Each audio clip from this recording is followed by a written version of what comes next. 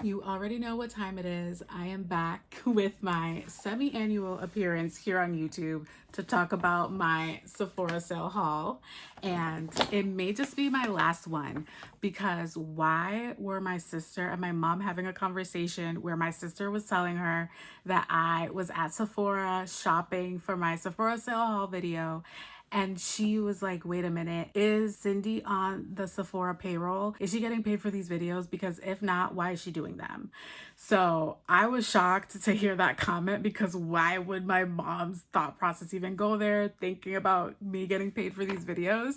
But she might be right because I've been doing these videos, guess for how many years? Because I went back to check my video history after that comment to see, wait a minute, when was the first time that I ever posted about this? And it was 14 years ago. I can't even believe that it's been 14 years, but that was my very first Sephora sale haul video. So if you want to talk about credentials, okay, look no further. That is for my OGs, because if you've been around since back in those days, then you know I've been doing this for a long time. I have not broken tradition yet, but if you ask my mom, this might be the last one. So make it count. So the first item that I have is this one from Crown Affair. I've never tried anything from the brand, but I was interested in the dry shampoo that seems to be really popular. The dry shampoo that I was using before that, which I also really love, is by Day. I really enjoy it, DAE. It's in a pump, so it's not in a traditional aerosol can. What I really like about it is that it doesn't irritate my scalp. I find that most other dry shampoos make my scalp itch, which defeats the purpose. So I really love the Day. And then I finished that one, and so I decided to try this because I liked the idea of applying it with a brush for way more control. And so I picked this up because they had this set. I mean, I really only needed the dry shampoo, but this is what they had at the store, and I was like, okay, it's a good value. So it also comes with a mini of their leave-in conditioner and a scrunchie, but I'm really looking forward to trying this, and I hope I really like it, because if not, it's going back and I'm getting the Day again because I know that that one works. Next, I got an item that is super popular. I feel like it's going to be in so many hauls, and it is the new Dior Stick Foundation. So it's the Forever Skin Perfect Multi-Use Foundation Stick, and I got the shade 2N, which I think is a really good match for my winter and spring skin tone when I'm the palest. So this was pretty good. The shade range was really limited, but I really wanted to try it because I wanted something a little more full coverage, because the foundation that I have right now that I've been using the most is the Makeup Forever one, the HD Skin, which is like a skin tint, tinted moisturizer kind of coverage, very light. I also have the House Labs, but I feel like this is a little bit different. It's just a different finish. It's a lot thinner. I bought into the hype. I wanted to try it. Why am I trying to make excuses? So I got that. And then, this was a spur of the moment. I wasn't even planning on getting this. Makeup by Mario. And this is the Soft Sculpt Bronzing and Shaping Serum. So it's like a bronzing tint. I just loved how it blended out, and how if I wanted to give myself a little bit more of a bronzed look, I just loved how natural it looked. And I got the shade light medium. So I typically would have gone for medium, but when I swatched it, I thought, no, this gives a really good amount of color.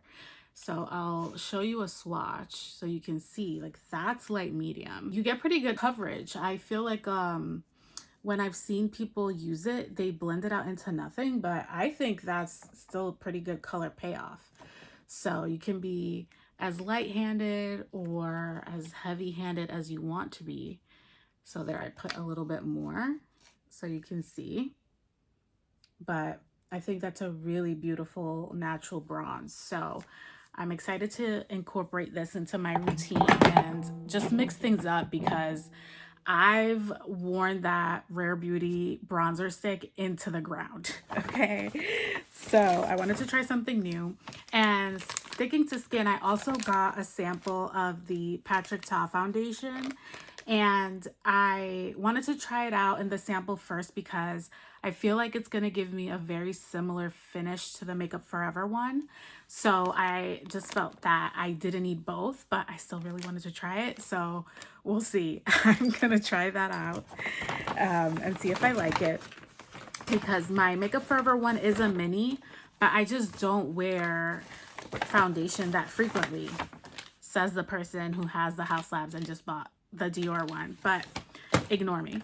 Then the next item, this I've had my eye on for a while and I was waiting for the sale, and it is the Giorgio Armani eye tint, and I got the shade 36M in wood, and I love the color. It's like a smoky, neutrally cool tone brown.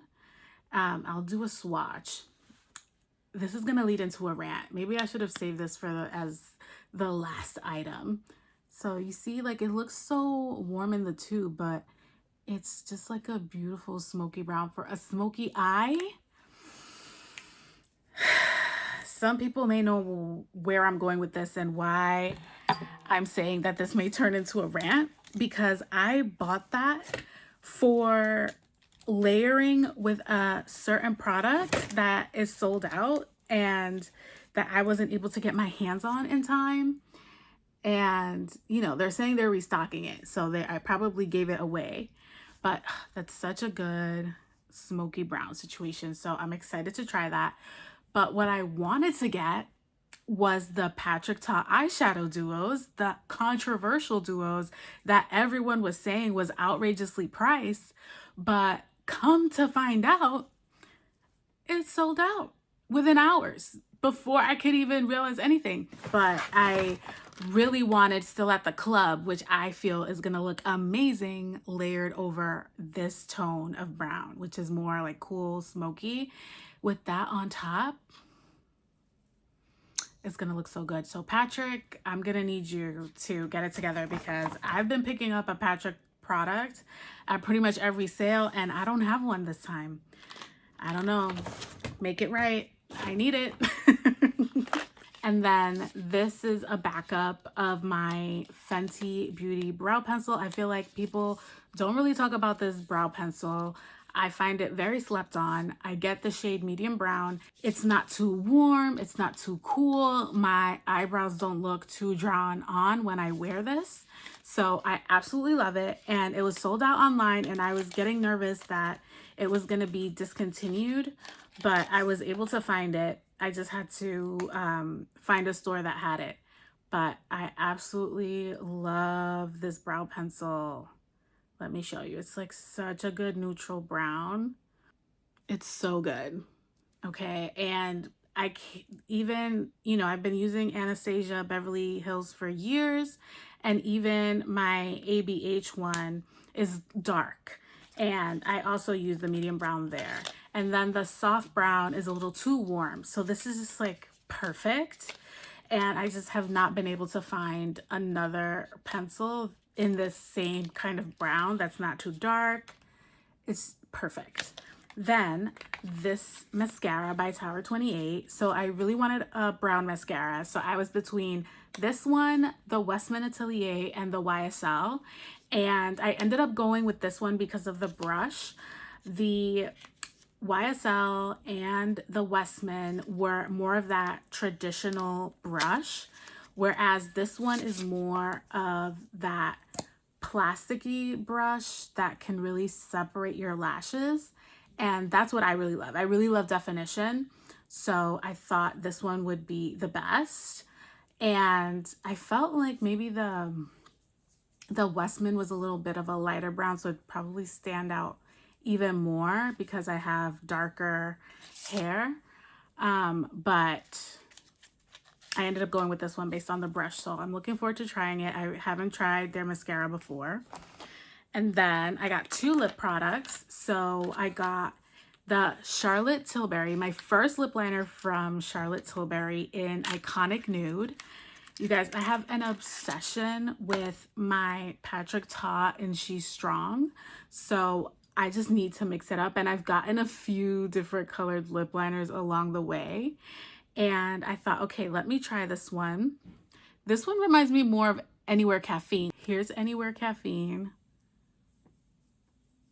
It's so similar. This one's a little cooler. Okay, and then I have the Makeup by Mario in Smoky Pink.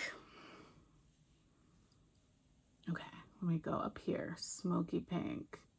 So that one's definitely darker. Okay, so they are different, because I was about to say, this is about to go back.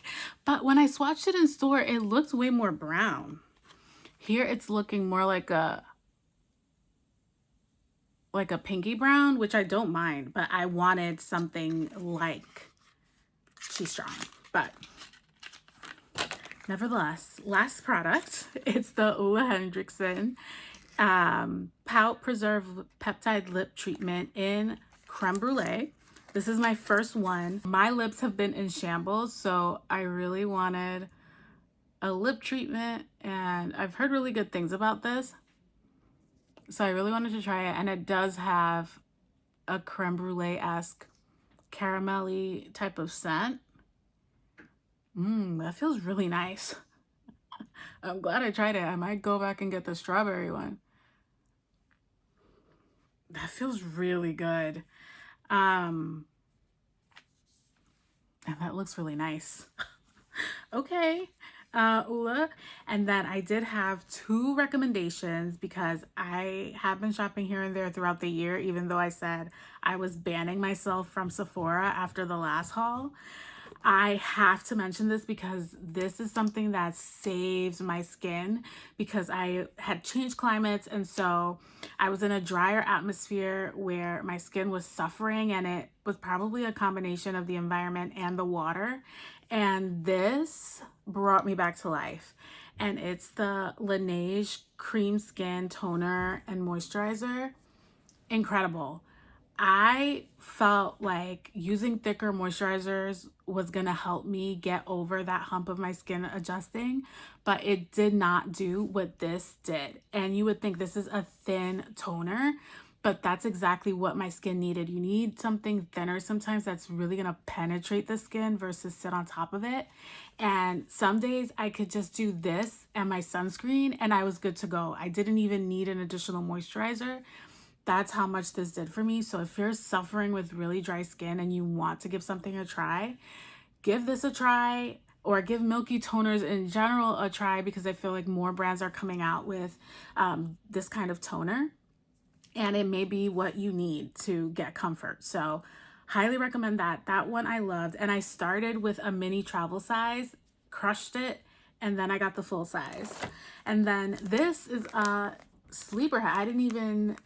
I tried it randomly. I got it in the mail as a PR sample, and it's the Rare Beauty Hydrating Under Eye Patches. Amazing. First of all, I love that they're individually packed, so really great for traveling. And even besides that point, it just keeps them really... It keeps the products fresher for longer versus others that you buy in a tub that can dry out over time. And these patches really grab onto your under eyes, and not in a uncomfortable way at all, but you just feel like they're not going to slide down your face while you're wearing them, and your under eyes feel really hydrated after you're done. So highly recommend these. I love how they stay on. They were sold out for so long, and they came back in stock during the sale, so I'm going to try to grab them online because I want to get that. And then I want to get the new Topicals brightening skin. It's like a bar soap that's supposed to be good for discoloration on your body, so that I can only get online. So I'm gonna order that, and I'm gonna get another one of my patches. And if the Patrick's Hot eyeshadows ever go on the Sephora website during the sale, maybe I'll be able to get that too. So that's everything. I hope you guys enjoyed this video. And if you don't want me to stop and want me to ignore my mom, or maybe we can campaign to get me on the Sephora payroll, leave a comment and I'll leave links to everything I mentioned down below. And I'll catch you in the next video. Bye.